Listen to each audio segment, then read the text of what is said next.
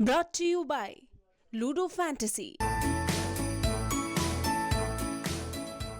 एक बार इन तस्वीरों को देख लीजिए। ये तस्वीरें हैं पीयूष जैन के घर की, जहां central board of indirect taxes and custom की टीम ने छापेमारी की।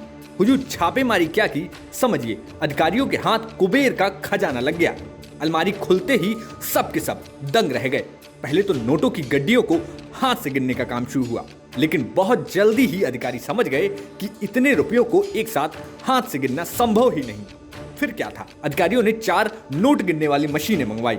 फिर भी पूरे नोटों को गिनने में 1.5 दिन का वक्त लग गया। अब आप सोच रहे होंगे कि आखिर पीयूष जैन के घर पर क्यों और किसने छापेमारी की। तो चलिए हम आपको बताते हैं इसके पीछे की कहानी।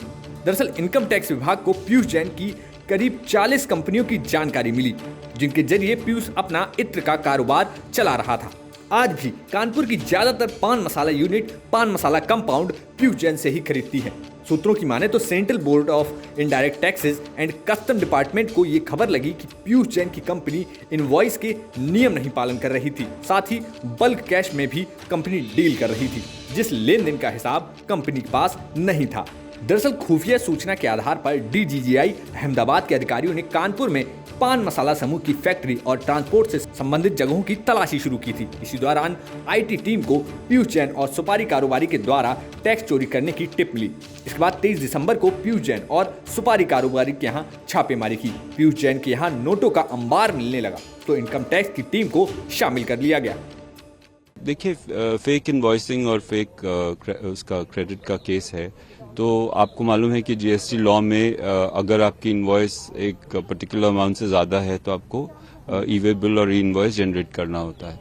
लेकिन इसमें हमने ये पाया कि ये ऐसा आइटम है जिसपे टैक्स रेट काफ़ी ज़्यादा है, 28% का टैक्स रेट है, और उसके अलावा सेस वगैरह भी है।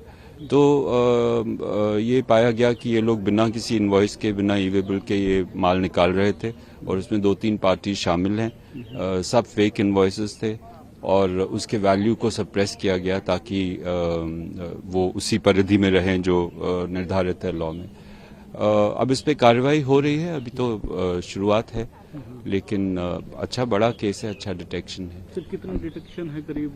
क्योंकि कोई बोल रहा है इनकम टैक्स का है, कोई क्या बोल रहा है, तमाम तरह की वो चल रही, थोड़ा सा इसीलिए अभी मेरे लिए कहना संभव नहीं होगा, क्योंकि उस पे काम जारी है और कुछ कैश भी पकड़ा गया है, उसकी काउंटिंग वगैरह चल रही है, तभी हम कुछ कह पाएंगे कितना अमाउंट। बता दें कि इत्र कारोबारी पीयूष जैन के कानपुर, कन्नौज, मुंबई और गुजरात स्थित उनके घर, factory, cold storage, pump, petrol pump पर एक साथ छापा मारा गया। इस दौरान परिवार के लोगों से पूछताछ भी की गई।